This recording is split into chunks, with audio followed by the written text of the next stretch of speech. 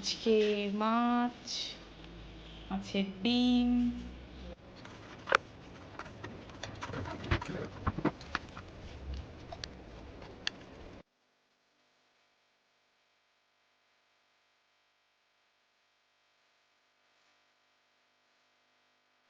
Good morning everyone, welcome back to my channel to a new blog.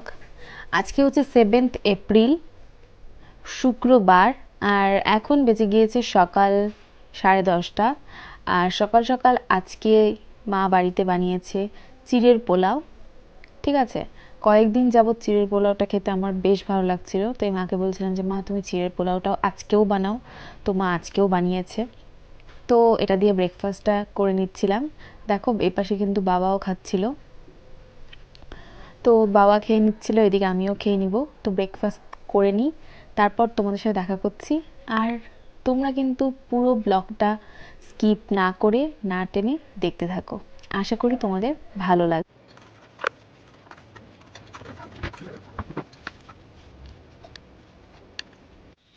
আজকে মাছ, মাছের ডিম।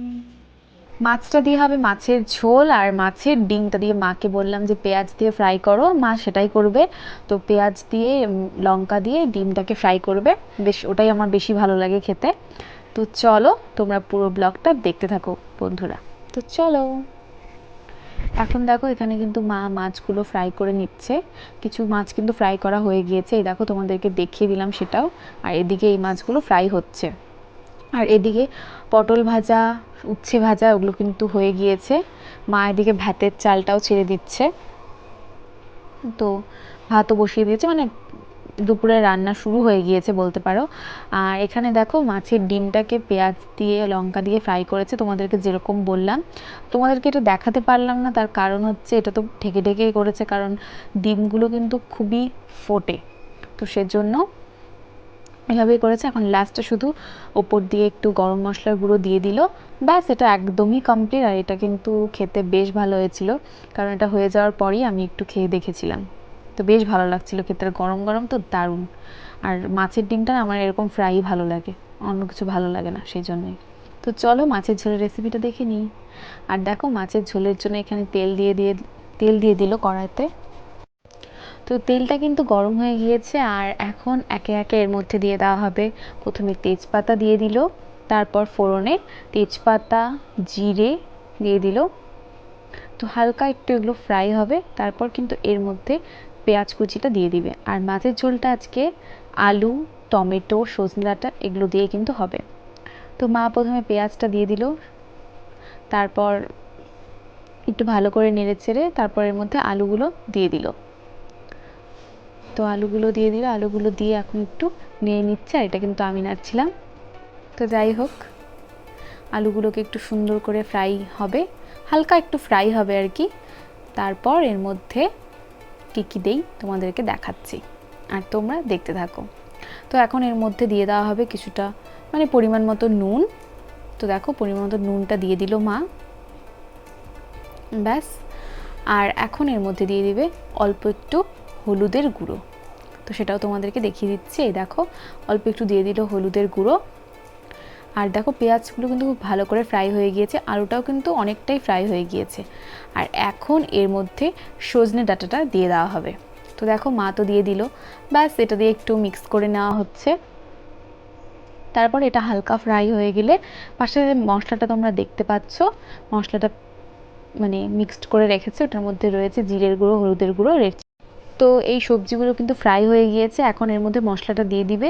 আর এটার মধ্যে কি কি রয়েছে তোমাদেরকে তো বলেই দিলাম, হলুদের গুঁড়ো, জিরের গুঁড়ো, রেড চিলি পাউডার, আর রয়েছে আদাটা কুড়িয়ে নিয়েছে, ওটা দিয়ে দিয়েছে।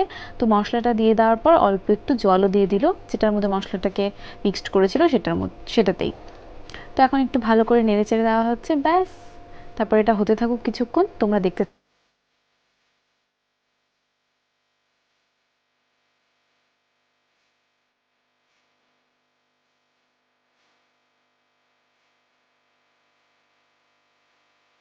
তো সুন্দর করে মা মশলাটাকে ভালো করে কষিয়ে নিল।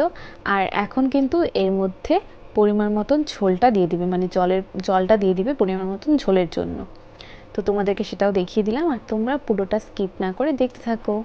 তো দেখো প্রথমে অল্প দিয়ে দিল, তারপর আরও কিছুটা জল দিয়ে দিবে, যেহেতু এটা একদমই ঝোল হবে সেজন্য একটু বেশি করেই জলটা দিয়ে দিল। তো ঝোলটা ফুটে যাক।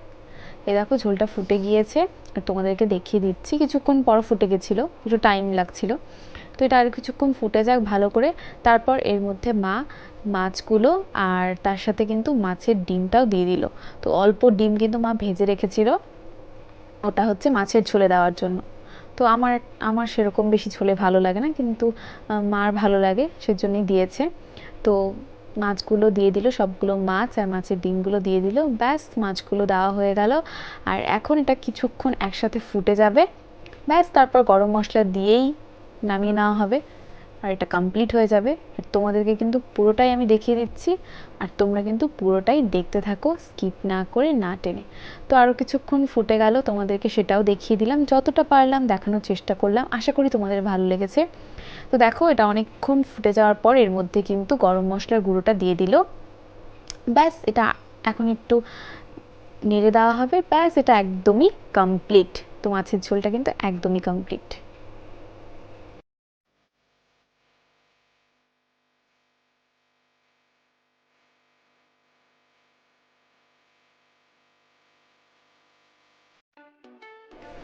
তো তোমাদেরকে তো মাছের ঝোলের রেসিপিটা পুরোটা দেখিয়ে দিলাম। তারপর স্নান করে নিয়েছি, আর স্নান করে নিচে চলে এসে এখন কিন্তু খেতে বসে গিয়েছি, দুপুরে লাঞ্চ করতে বসে গিয়েছি। আর লাঞ্চে কি রয়েছে সেটা তো তোমরা জানোই, তাও তোমাদেরকে বলে দিচ্ছি। তো আজকে রয়েছে ভাত, পটল ভাজা, উচ্ছে ভাজাটা আমি একদমই অ্যাভয়েড করি, কারণ আমি উচ্ছেটা একদমই পছন্দ করি না, সেজন্য নেইনি। আর তার পাশে রয়েছে মাছের ডিমের ফ্রাই, পেঁয়াজ দিয়ে ওটা। আর তার পাশে রয়েছে আলু সজনে দিয়ে মাছের ঝোল। তো ব্যাস এটাই হচ্ছে আজকের মেনু, মানে দুপুরের মেনু। তো এগুলো দিয়ে খাওয়া দাওয়াটা করে নিই, আর আজকের ব্লগটাকে এখানেই এন্ড করে দিচ্ছি। যদি তোমাদের ভিডিওটিতে কিছু ভালো লেগে থাকে তাহলে ভিডিওটি ছেড়ে যাওয়ার আগে লাইক করো, কমেন্ট করো, শেয়ার করো। আর ভিডিওগুলো যদি ভালো লেগে থাকে তাহলে অবশ্যই আমার চ্যানেলটাকে সাবস্ক্রাইব করে দিও, প্লিজ প্লিজ প্লিজ আমার চ্যানেলটাকে সাবস্ক্রাইব করে দিও। তো চলো আজকের জন্য এইটুকুই, দেখা হচ্ছে নেক্সট ব্লগে। ততক্ষণের জন্য tata, bye bye and take care.